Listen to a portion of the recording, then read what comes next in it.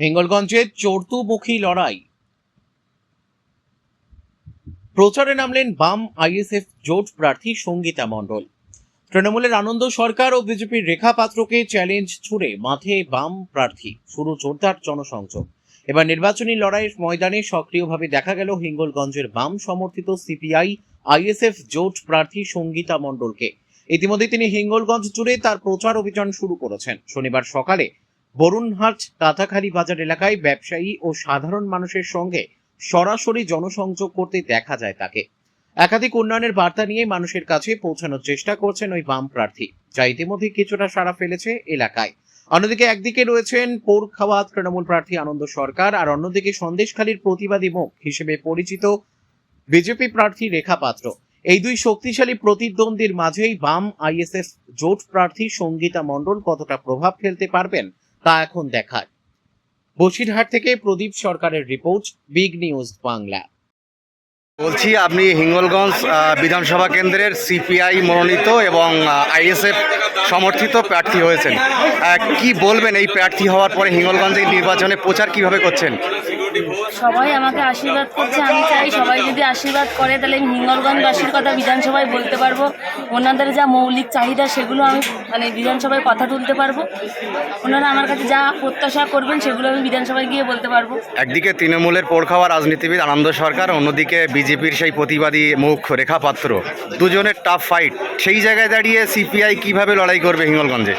দেখুন, সবাই তো স্বতন্ত্র প্রার্থী, আলাদা আলাদা প্রার্থী, সবাই সবারভাবে লড়াই করবেন। আমি আমার লড়াই দেবো, ওনারা ওনার লড়াই দেবেন। নির্বাচনের পরে সেটা দেখা যাবে। এলাকাবাসীদের কাছে উন্নয়নের কি বার্তা নিয়ে যাচ্ছেন? এলাকাবাসীর কাছে, যেহেতু আমি সুন্দরবন প্রত্যন্ত এরিয়ার একটা মানুষ, আমি প্রথমে চাই সুন্দরবনের নদী বাঁধগুলোর সংস্কার হোক, প্রত্যেকটা বাঁধ কংক্রিটের হোক। এছাড়া যে এই যে আমরা যখন মানুষ কলকাতাতে কোনো কাজের সূত্রে যায়, এখানকার গরিব মানুষ রাত 8টার পরে আমাদের ফেরি বন্ধ হয়ে যায়, দুলদুলি ফেরি। তো ওই দুলদুলি আর লেবুখালীর ব্রিজটা যাতে হয়ে যায় সেটা।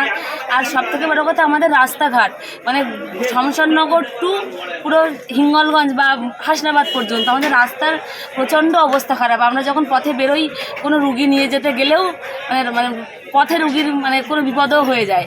তো সেই রাস্তাঘাটের কথা বলতে চাই। আর স্বাস্থ্যকেন্দ্রগুলো, সবথেকে বড় কথা, আমাদের যোগেশগঞ্জ, সান্ডেলবিল, যত এখানে প্রাথমিক স্বাস্থ্যকেন্দ্রগুলো আছে, দুলদুলি, সমস্ত স্বাস্থ্যকেন্দ্রগুলোতে রুগী যখন নিয়ে যাওয়া হয় তখন সঙ্গে সঙ্গে তারা রেফার করে বসিরহাট, তারপর রেফার করে আরজিকর। তো তাদের রুগীর পরিবার এবং রুগীর প্রচুর হেনস্থার শিকার হতে হয়। সেটা ভবানীপুর থেকে শুল্কানির যে ব্রিজটা আছে, সেই ব্রিজটার খুব ভগ্ন অবস্থা, সেটা নিয়ে কথা বলতে চাই। এছাড়া হিঙ্গলগঞ্জের যে প্রচুর ট্যালেন্টেড যেসব শিক্ষিত বেকার যুবক যুবতী ঘুরে বেড়াচ্ছে, তাদের কথা বিধানসভায় বলতে চাই। এই ভাতা না দিয়ে তাদের যেন পরীক্ষা নেওয়া হোক, প্রতি বছর এসএসসি পরীক্ষা, সরকারি চাকরির পরীক্ষা যেন তাদের নেওয়া হয়। মেয়েদের তো কোনো নিরাপত্তাই নেই। পথে রাত 8টার পরে মেয়েদের বেরোতে গেলে অনেক প্রবলেমের সম্মুখীন হতে হয়। তাই মেয়েদের যেন আর কোনো পথে কোনো অসুবিধা না হয়, সে কথা বিধানসভায় তুলতে। প্রচারে কেমন সাড়া পাচ্ছে? হ্যাঁ, মানুষ আমাকে আশীর্বাদ করছে, আমার পাশে আছে।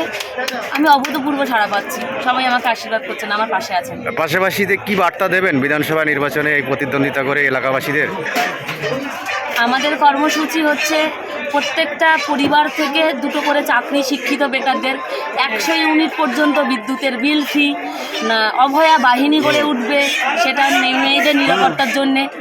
তাছাড়া আমাদের রাস্তাঘাট, সড়ক, এটা প্রতি বছর এসএসসি নিয়োগ হবে, সেটা, এগুলোই।